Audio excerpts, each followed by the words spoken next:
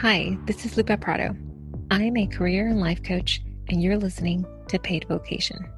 In this podcast, I'll be sharing real stories of people who are doing work they love to help you find work that you love, whether that's a new role at your current company, switching careers completely, or starting a business. And if you're already doing work that you love, this podcast will be a place that you can come back to feel supported and uplifted. Thank you so much for listening. Thank you so much for being here today. Thank you. This is such a fun opportunity. Thank you for having me. So I like to start every interview by asking guests, as a kid, what did you want to be when you grew up? I love this question. I recently found something funny from 1997, so I would have been 6 years old. And it was an author bio from, I suppose that would have been first grade. And it asked my little self what I wanted to be when I grew up. And it was for a little school project where we were writing little books. And I said I wanted to be a Dallas Mavericks halftime performer. I thought you were going to say author. Oh, no. And my friends were like, were you even a dancer? And I'm like, let's be abundantly clear. That's not Dallas Mavericks dancer. That's Dallas Mavericks halftime performer. We're talking unicyclist, like shots, trained dogs. Really, I remember loving the quick change where they shake the hula hoop over someone and their outfit is different. And so let's just say those dreams have not come true yet. But that's right. I rule them out. I've learned well enough that I don't know what's coming down the pipeline in life, so I'm staying open. So always. Always. I had someone on the podcast who, when she was little, dreamed about being in the Olympics. She didn't get to be in the Olympics, but she did get to carry the flag into the Olympics for Mexico because she feels like she really got to be a part of the Olympics. Yes, I love that. That's so wonderful. Don't you love those little moments? And yes. I will tell you a story, though, about kind of a deep desire to be an author that maybe I couldn't have even told you about, where maybe it wasn't my childhood self that wanted it. And I know we'll kind of get further in my story of how this all came to be, but I was in a season of significant change a few years ago, and we'll talk more about that in a second, I'm sure. But I wrote down this list in my phone when I was on an airplane. That's when I feel like I do my best thinking, is when the Wi-Fi is not working and I'm like, oh, shoot, when really I'm like, yes, love it. I get quiet time. And I was looking out the window and I made this list of goals, and not just concrete achievement-based line items, but more so how I wanted my life to look and feel, just small, medium, and large. And there are line items as small as find a 4-leaf clover and send flowers for no particular reason and be a great godmother and aunt and all these things. And they were in no particular order. And when I found that list, I was about halfway through writing the book, and the number one line item of this kind of wild moonshot daydream list was write a book. And I got full chills because I couldn't have told you that was something that was really on my heart. And so I love this idea of what did you want to be when you were really young, but also what are kind of burning desires that might be subconscious, that how they work their way out of you is so beautiful and interesting. I love that. I don't have it here now, but I keep a journal where I write goals as if they've already happened. So I'm so excited to have become a published author or to whatever. One of them was be featured on television. I don't know why I felt like that was going to give me credibility as a coach. And I wrote it down for like a year. I didn't know anyone in TV. Right. A friend referred someone to the podcast or recommended someone for the podcast. And she had just been promoted to Good Morning Texas. And I had her on the podcast. And then a couple months later, she said, Lupe, would you like to come on Good Morning Texas? And the answer is, I sure would. Yeah. I've only been writing about it every day for the past year, but I mean, and I love that example for your own coaching. I love that. That's incredible. So tell me, SC, how do you think you wanting to be a Dallas Mavericks halftime performer, how do you think that connects to what you do today? Honestly, that's such a great question, and I hadn't thought about this until just now, but the first thing that comes to mind is I've always loved people. Mm. I think this kind of nature of this variety act of this halftime show, you Mm. never know what you're going to get. I think I always found that so enthralling and exciting. And it was all these people's gifts and talents and passions on display and so vibrant. And as a young child, that just felt so bigger than life. Mm. I think the running through line in my life is just a deep love for people and Mm. storytelling.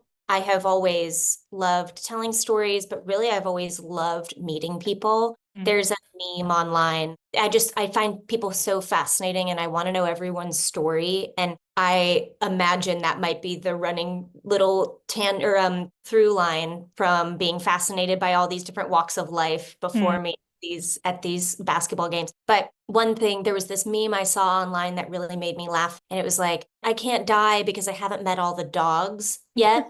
And I thought to myself, and I was like, well, I can't die. I haven't met all the people. And I'm the kind of person that I probably keep in touch with 20 people I've met on airplanes. Oh my I, God. What?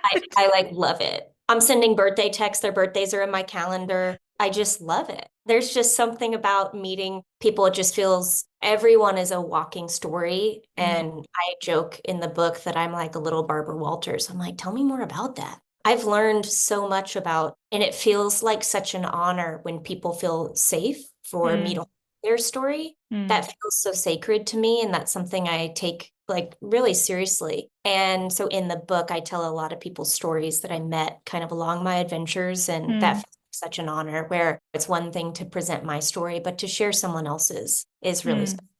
Mm. I love that. Well, I'm like, my heart is like connecting to yours because I am the same way. I love people. And I remember telling my coworkers before I pivoted into coaching, I love people. And they would say, Lupe, you're so weird.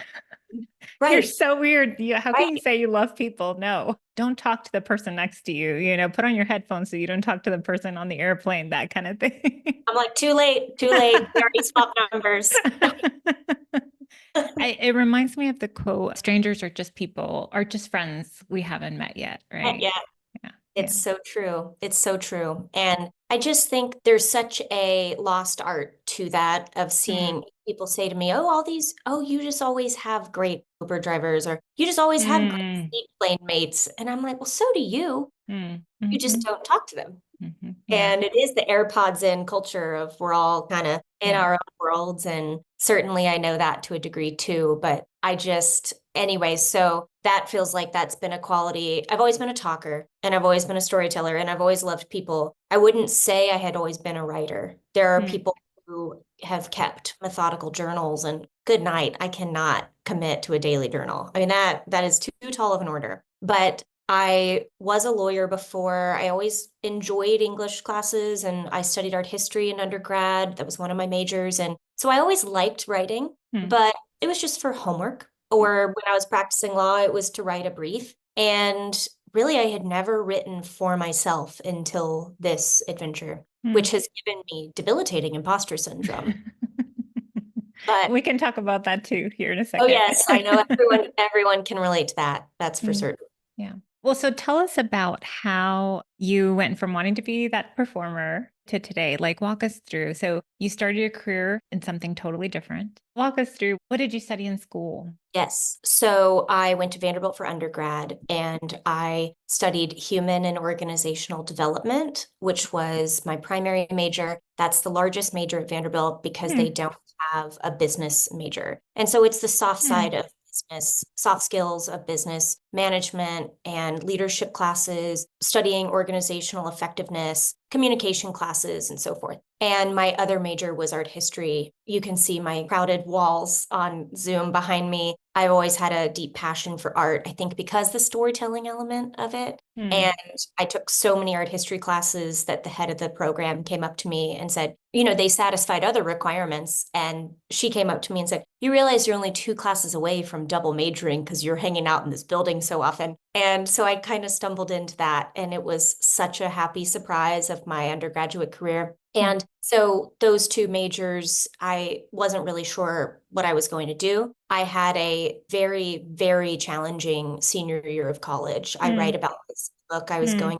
a lot personally, and I could no longer carry the stress of this high pressure school. I've always put a lot of pressure on myself. I was been, very much harder on myself than people have messaged to me that I need to be. It wasn't that I wasn't an example of, oh, my parents said I had to get straight A's or else. My parents were like, congrats, you're on the honor roll. And I'm like, this B plus will be the end of me, They were like, you're okay.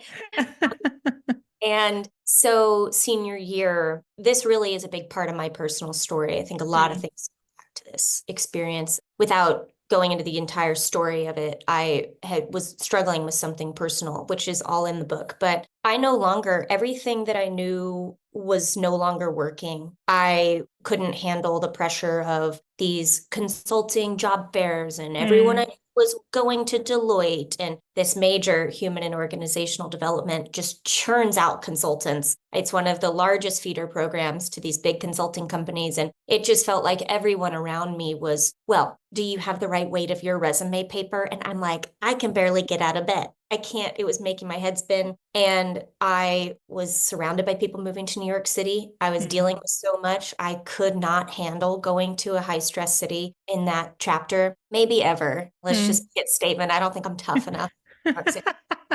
And so my older brother was living in Los Angeles. I visited, and it really felt like an opportunity to have a totally clean slate. And he had a startup at the time. He said you could be the CEO's. He was not the CEO, to be clear. He wasn't saying you could be my assistant. He said you could be our CEO's executive assistant. And I said, great. Yes, anything. As long as I So have you graduated. I did. Okay. I graduated and I moved to LA. And as long as I had an answer at graduation of what are you doing? And the answer was moving to Los Angeles. And that was so rogue for everyone in my social circle at Vanderbilt. I think I would be stretched to name 3 people out of our grade that moved as well. And I remember the night before graduation, I was with a group of 18 people. 17 out of 18 were moving to New York, and I was moving to LA. Wow. So that really in that moment was like, okay, I'm really doing something a little counterflow, but I really needed a breather. I was not well with cracking under pressure of some things outside of college that I was dealing with that were pretty serious. And I worked for my brother for a bit, was really grateful for that first experience. But the most formative moment, I'm going to backtrack a few months. I'm sitting at Vanderbilt graduation, cap, gown, existential crisis. Everyone's the names and the people across the stage. And, you're reflecting and you're looking forward. And graduations are just so intense, and everyone's there and excited and all the things and scattering and all these different life paths. And as I'm sitting there, I had this lightning bolt realization, like a whoa. And it was, I have to go to graduate school. Because as I was thinking about the close of that experience in those 4 years, I had a fantastic social experience that I was so grateful for. But really, I was deeply grateful for my academic experience and my professors. And I just feel like I had a very dreamy academic experience in college, the small classroom, knowing all my professors. I loved studying in the library. I really subscribed to the romance of that life chapter. And so I was kind of like, okay, graduate school, fascinating. Did you know what you wanted to do in grad school, or you No. just thought I should do grad school because Yes. Okay. Yes. It was just, I love school and Yeah. I want to keep doing that at some point. So I moved out to LA, knew I had my sights set, but I was so unsure. And I remember thinking, okay, there's the GMAT or the GRE and the LSAT. And it was truly, I don't think I was at a Barnes and Noble, but I might as well have been, like, looking at these different materials. And I thought to myself, I'm like, okay, I had worked around politics. I had worked in President Bush's post-presidency office and for a few summers, and I had worked on Capitol Hill as a Senate page. So sort of the policy, politics, writing, really what I'm saying is there was no math on the LSAT. I'll just shoot it to you straight. And I was like, I probably could relearn a little algebra, but why? But why when I could pick the other? I could go the other way. So I started working for a different startup while I was studying for the LSAT. And the great thing about it is I was able to work remotely. And I approached the founder, and we had a mutual friend. It was a travel app startup. And I just thought, I really don't want a hole in my resume while I'm studying for the LSAT. So I'm going to reach out. And I created this very sophisticated pitch for why and here are my visions what was I talking about? I don't even, I hear all my ideas at the ripe age of 22 for your new company. And she said, come on board. We need someone generating content on the website, building out travel itineraries. So it was this dream situation because I would study for the LSAT all day and I would work at night for this app. And I could sit on my couch churning out travel itineraries and researching all these places I had never been. And she would say, just kind of figuratively throw a dart at the map and see what you hit. And if it's a fun place, write an itinerary. And I said, okay, fun, great. So that was several months, and I went to Stanford for law school. And because I had not really, I mean, you heard how I sort of backed into the law school choice. It was not because I was dying to be a lawyer. I thought I would work for my family's commercial real estate business. And I thought having a law degree would differentiate me away from, maybe there were more MBAs in the building, and I would be the only person with a law degree in my family. Well, immediate family, I think an uncle of mine is also an attorney, but that to me felt very exciting. And I loved law school. I know, talk about an unpopular opinion. I mean, I really did. And every time it was really challenging, I just reminded myself it's such a privilege to be here. This is voluntary. I really loved it. Didn't expect to practice law. Got recruited to a fantastic Texas-based firm, Haynes Boone. Worked there for several years. The pandemic hit. I was working remote, as we all were. And I hit a true wall. People ask me, how do you know when it's time to make a pivot? Like when you just cannot, when you are out of all of your tips and tricks and personal tools to motivate yourself. I mean, when it just, you physically can't will yourself to do it anymore. And I think people call that burnout. And I had such a fantastic job. I loved the people I worked with. We had great clients and I worked on wonderful projects. I learned a lot. It just was time. And when I left, some of my bosses, you're not going to a rival law firm, are you? And I said, no, if I'm going to practice law, I'm going to do it here. But I remember, and I told them, I said, when I was at Vanderbilt, I had this lightning strike at graduation that I had to go to graduate school. I said, well, when I was sitting at Stanford Law graduation, cap, gown, existential crisis, deja vu, these parallel experiences, my two graduations, same lightning bolt. Truly, I looked up at this top of the tent like, whoa, okay, we're back to these graduation lightning bolts. And it was, I have to teach. It was crystal clear clarity. And so I really would daydream about what would my opening lecture be? You know, when I was burned out practicing law, I'm like, I remember some teachers would be, or professors would be more intense on rules than others. Would I be intense on rules? That was my daydream. And so I stopped practicing. And at the same time, I feel like I'm giving you a really long answer of how we got here. I hope this is helpful. This is great. And I actually want to pause you there and go back. So you did great at the LSAT, clearly, because you got into Stanford, right? And then you're at Stanford. Did any of those feelings of stress that you were feeling and burnout and overwhelm that you were feeling at Vanderbilt that last year, did those bubble up for you? Or had you kind of worked through them at that point where you didn't experience that same level of pressure on yourself? I really did not feel that. I think there was an incident that happened to me in college that I was really reeling from. So it was incident based. And the reason it's so challenging to cope with it is because I didn't have this scaffolding of mental health resources and I've never been to therapy and so forth. And so I've been in therapy ever since. I think everyone, but that's just me. I think everyone should be. I agree. It's so wonderful. And I just had more tools to cope with stress. And again, it was such an honor to be there. And I love hard work. I love being like, okay, exams are coming up. Let's go to that library cubicle and sit there for all day. I'm so excited. I'm gonna color code everything. So I love it. I really do. So I was in my element in that regard. I really did like a challenge. And I think the difference between loving law school and that challenge is it is such a finite amount of time, not just those 3 years, but you're really in little pushes with every, well, we're on the quarter system. So I would say semester, but every quarter Mm. and have your slated classes. You've got your marching orders and you just go do it and it's over. You don't like a class, it's like ripping a Band-Aid. It's like a couple of weeks go by and you're done. And so it's these small sprints. Whereas once I was practicing law, it was like, okay, does this have This will never end. this will never end. And the daunting nature of once you're locked into this, not locked in, but in this position of practicing this job, that I took a year for the LSAT and applications, law school is 3 years, then the bar exam. It's kind of like, all right, this is it. You've arrived. Ta-da.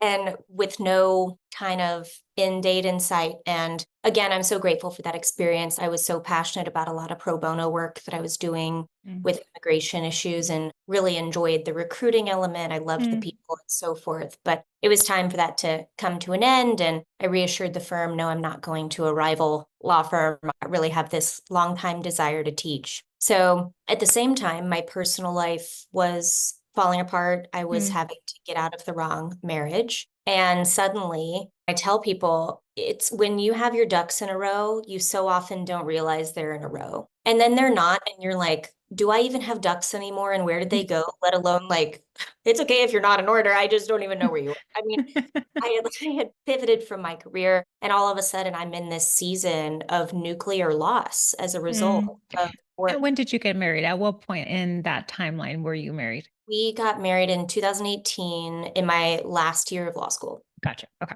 And then moved to Austin. We bought a house. I was practicing law. We had these cute dogs and the pandemic hit and things took a turn. And so in May of 22 was when we separated. And it was this season of really nuclear loss. I think anyone who thinks divorce is about two people is sorely mistaken. It has these very intense ripple effects throughout your life. And for me, I lost my dog, my house, a whole family, a whole group of friends, in addition to my partner. And I had already walked away from my career. And this is where I enter what I call this grief sabbatical, where I was in deep overwhelm. And I had the financial flexibility to be able to take some time off to figure out how I was going to rebuild things. And that was an undeniable privilege to be able to do so. And I'm deeply grateful because I feel like I had these parallel kind of come aparts of senior year dealing with a really, really intense experience. And all of a sudden I was back kind of in the throes of some grief and intense struggle. And the difference between, and here we go, the mood's about to get lifted. We are on. Don't worry, this is the comeback story. This is where it gets good. So keep listening. Keep listening. You're also funny, by the way. I know you probably know that, but just thank you.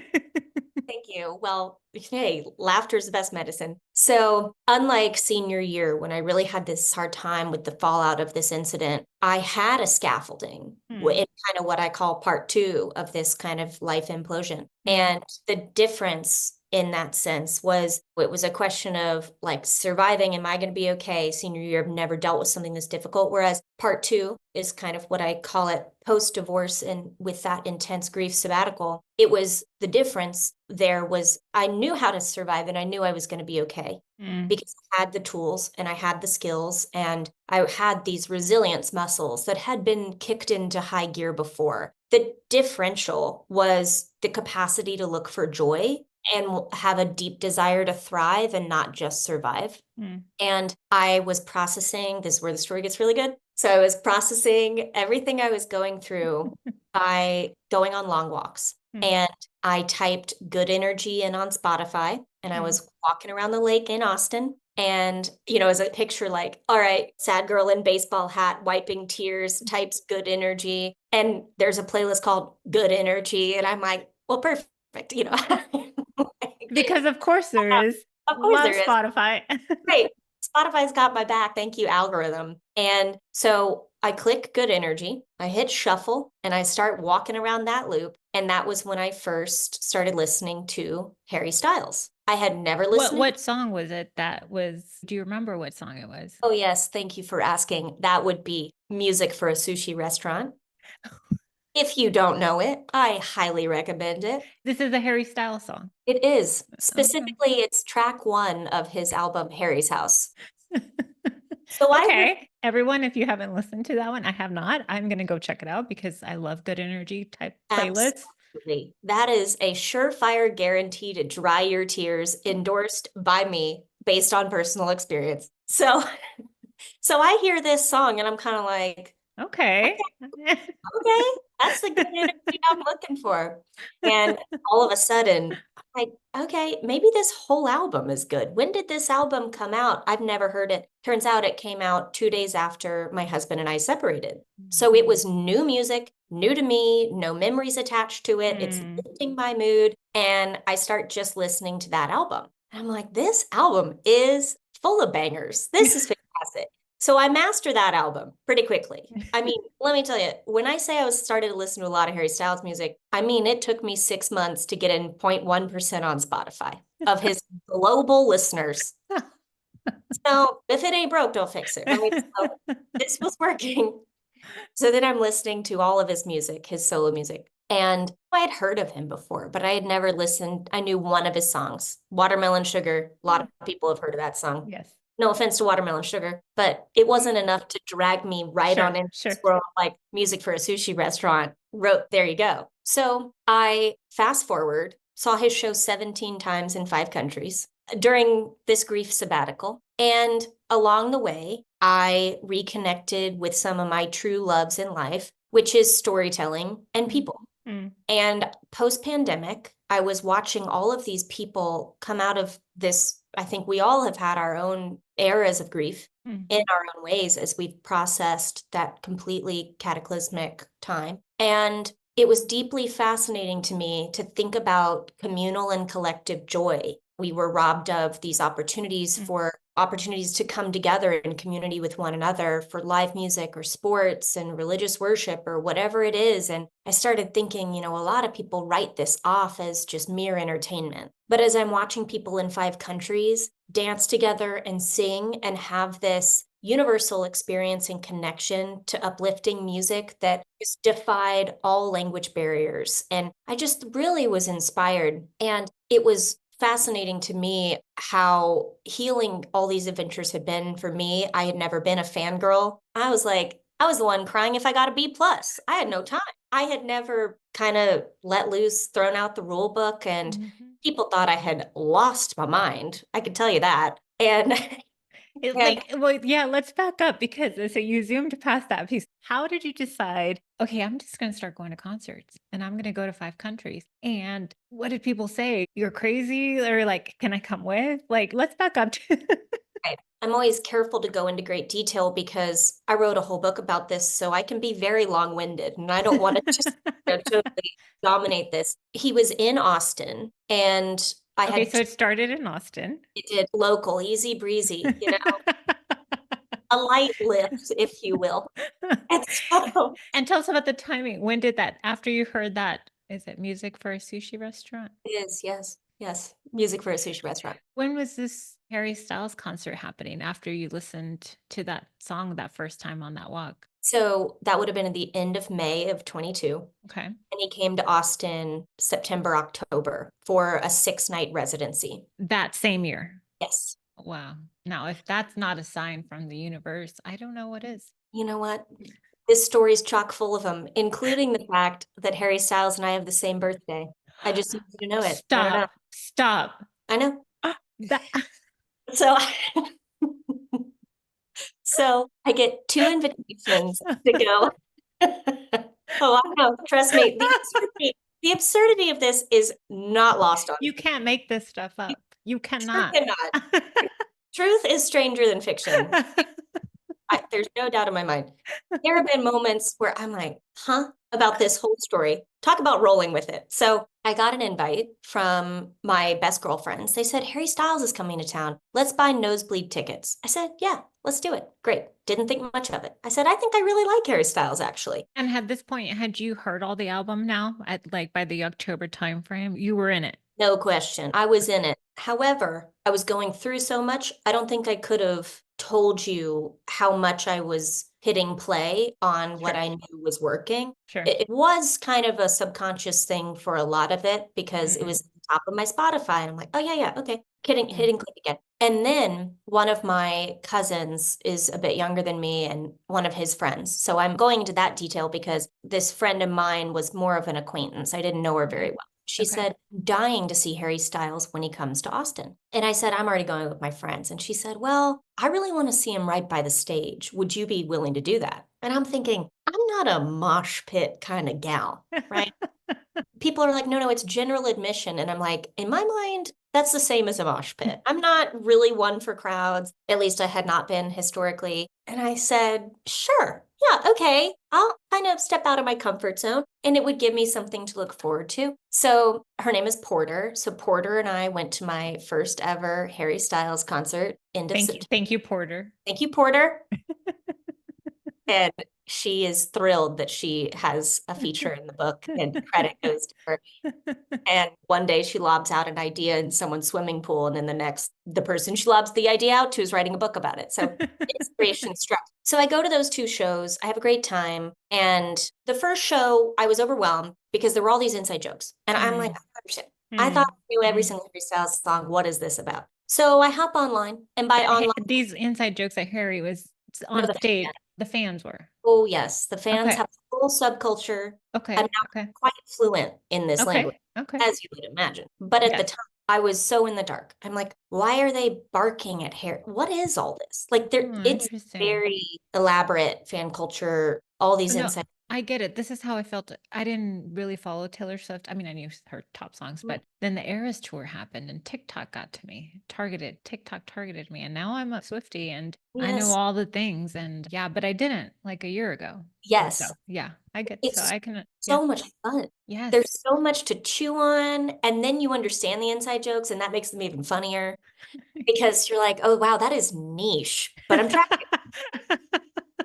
And so had a good time, was really confused though, and I couldn't even really process it. But by the time I went with all my best girlfriends, we're up in the nosebleeds. And I was like, okay, that's Sarah Jones. So this was not the same night. So you went to the front of the stage one night with Porter, and then a second night, because he was there several nights. Right. You were up in the nosebleeds, and by that you were an informed audience. I was. Yes, I was the tour guide for all my best girlfriends. I was like, they thought I was crazy. They were like, you've already, and the funny thing, this is what I find to be hilarious. They were like, aren't you going to be over it by the time you see a second show? And I'm like, the foreshadowing, I mean, hilarious. Was she over it by the second one out of 17?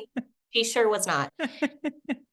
And so it was interesting because I loved being this kind of tour guide for my friends. I said, okay, that's Sarah Jones, his drummer. She's one of the best drummers in the business. And that's Mitch Rowland, her husband, the guitarist. And they met through the band. Isn't that adorable? You know, I'm loving that I've picked up all these little bits. And I'm like, Mitch is his writing partner. And I now kind of have. You're nothing but a fast learner, if any, right? Like, I mean, Vanderbilt and Stanford prepared you for this moment. That's what I always say, you know? So a commitment to learning. That's right. Yes. But it was fascinating because I looked down as we're singing and dancing in this just amazing environment of sequins and feather boas and this lighthearted, beautiful escapism that this concert provided. I looked down the row at all my friends and I thought about the heavy burdens that we were all carrying in our individual lives, whether it was PhD candidacy, which is a beautiful thing, but also very challenging, or my friend going through breast cancer. One of my friends is dealing with severe depression. One has an abusive family relationship, you know, all these things. But all of a sudden, that all just got to wash away. And we put down our medical bills and our therapy, hefty collective therapy bills and our court filings and our all these things that burden all of us in different ways. And we could just sing and dance and be together. It just made me critically wonder, again, the one who loves people's stories, and wonder, you know, what has brought everyone to this concert tonight? And what level of intentionality is being engaged here? Because for some people, it's, oh, Harry Styles is in town. Oh, okay. And for others, it's, man, I need a break. And I just need to have some fun. And I'm looking for joy, and this is going to bring it. And I was so charmed by, and I get so touched when I see mother-daughter duos and father-daughter duos and little sisters together and I'm like, these are lifelong core memories. And that really it shaped really materially one of the themes in the book about this idea of looking for joy in the wild and finding others' joy as a source for your own. All this beauty around us at all times, not just at a concert, but any day and any ordinary experience.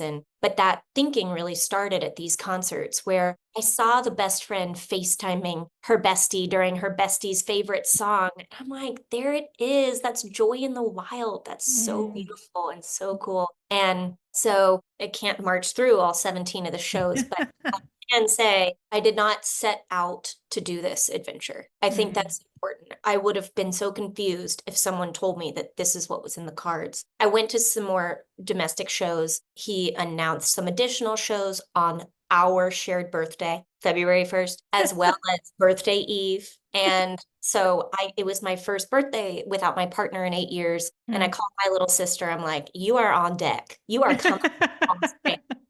And anyway, just beautiful stories of how this all unfolded and the people I met along the way. I went to what was supposed to be a handful of shows in the UK in May and June of 2023. So a full year after I started listening to his music, and I'm in line outside of a Tesco grocery store in industrial England, outside of his show in Coventry. And there was this character in front of me in line, and she had a black hoodie on and sunglasses, nose ring, AirPods, like head to toe black, tattoos all over her neck and hands and legs, and she's standing up against the wall. And so I'm like, okay, she does not want to talk to the amateur Barbara Walters, who would love to talk to anyone at all times. So my friends and I were chatting, we're in our feather boas, we're having so much fun. And she takes out her AirPod and she says, do I hear American accents? And, when you're abroad, sometimes we're like, maybe, is that a bad thing? And she took out her AirPods and she took off her hoodie and she said, hey, I'm Margot. I live in Los Angeles. And I saw when she took her hoodie off that she had this bleach blonde mullet. And I go, wait, all of a sudden something clicked in my mind when I saw the sunglasses mullet combo. I said, wait, I recognize you. You're the marathon runner. I said, I was at Harry's concert in Palm Springs on the day before my birthday. I was at Harry's concert in Palm Springs when he stopped his concert to read out your poster that said, wish me luck, I'm running a marathon on Sunday. And I watched you throw him the t-shirt that he held up on stage. And I said, oh my God, girl, I love your TikToks. And she's like, yeah, that was me. So that's how I met my friend Margot, and we went to 9 shows together. Oh my gosh. Yes. She had extra tickets and it just unfolded, and she and I remain to be very good friends to this day. She came to my book pre-order launch party in LA 2 weeks ago or so anyway, but it was just the most serendipitous meeting, and she's just such a wonderful person, and I'm glad she took out her AirPods because it changed my life. So Oh, that's going to make me tear up. it's a great lesson. I love that. I love that. So there's so much I want to ask you, and I could keep talking to you forever, as probably listeners can tell. What do you hope that people will walk away with from reading your book? I historically was a very private person before making the decision to write this book. And I was so daunted that by the prospect of it, I don't even have a LinkedIn. I was an internet ghost. I prided myself on that, but I am a firm believer that vulnerability is so valuable. And it was really on my heart after I had this experience that I found to be so cathartic and so fun, but also, again, post-pandemic, there was a lot of really intense learning and observation as well. And I really felt like, okay, if your vulnerability benefits one reader, maybe it's someone going through divorce who feels a little less alone with how I describe grief and that kind of come apart and divorce in the context of grief. Or if it's one person who reframes their relationship with joy, or if it's one person that maybe gives someone a little more grace when they don't understand why exactly they're into this or that thing. I say in the book that so often we judge the what when we don't know the why. And as a recipient of so much judgment, I'm like, I can onboard you to why I'm doing this. I can explain to you why I could really use a break because I have really gone through it. and this is bringing me joy, and I kind of am taking it where I can get it. If one person has a positive experience from this book, then my job here is done. I really think, obviously, I'm so passionate about storytelling and have been my whole life. But again, if this lands with someone in a way that's meaningful, it's going to make my vulnerability worth it. It certainly is daunting, certainly. I believe in the message. There are several truths in this life that I just know fundamentally from the depths of my soul. And one of them is kindness deeply matters. And I just can't hear anything to the contrary. And I was so inspired by the kindness in this fan culture. It really made me think about kindness out in the wild and joy out in the wild. And I have a whole chapter called Tiny Angels, and it's all about random acts of kindness I've experienced from people who didn't know me, didn't know if I did or did not need that little ounce of kindness. And it feels like such an honor to give a microphone to the good. That is so much bigger than me. And that I really feel that when the off chance that this book does well, I mean, who knows? Some things do, some things don't. Some things get into the slipstream and some things don't. It doesn't feel like it's in my control. But the better it does, the less it's about me. Because I'm writing about a universal human emotion. And I think we are all in great need of it, not to be cliche talking about the divide in this country, but I think we so easily forget the importance of taking care of our neighbors. And it is on us, because if we don't, then who will? And if you would have told me that any of this would happen, I would have looked at you like you were a little Looney Tunes. But it feels like an honor to, like I said, give a microphone to something good and positive. And I can assure all readers of one thing, and that is this book is fundamentally kind. And it's not for everyone. And I had this, it is funny when someone says, oh, I pre-ordered your book. They're like a 65-year-old man. I'm like, thank you. And you're not my target demographic. And you're going to know way more about Harry Styles than you ever bargained for. But in that sense, you and I are in the same boat, because I also never thought I would know this much about Harry Styles. But my mentor read the book and she said, this isn't about Harry Styles, right? I said, yeah, I know that. I wrote it. It is merely a way to have these conversations that are really substantive about how we're thinking about your joy, my joy, our collective joy. And it's a light and fun and vibrant vehicle to do so. And so that's what I think is exciting, is it does talk about some really serious subjects in this book, but ultimately does so in such a way where it's not a skip through a field of daisies and it's not too heavy. I tried to balance the tone where it was digestible and ultimately uplifting. So well, I have no doubt that it's going to be successful. And just from having the opportunity to talk with you today, your kindness and your humility and your love, it just comes through. And I think readers are going to be able to feel that when they read the book. I haven't read the book yet, and I'm excited too. Thank you. Thank you. Well, I really hope you like it, and fundamentally hope it brings you joy. So, well, this conversation has already brought me a lot of joy, so thank you. Thank you. Where can people find the book? Where can people follow along? Tell us all the things. So the website is scperot.com. My Instagram handle is the same, scperot.com, and Styles of Joy is available anywhere books are sold. Thank you, SC. Thank you. This was so much fun. I really appreciate it. Thank you so much for listening to this show. I hope that you found the episode helpful. And if you like the show, please subscribe and don't forget to rate and review. I'd also love to connect on Instagram. Send me a DM. I'm at Lupe Prado Coaching. I'll talk to you soon.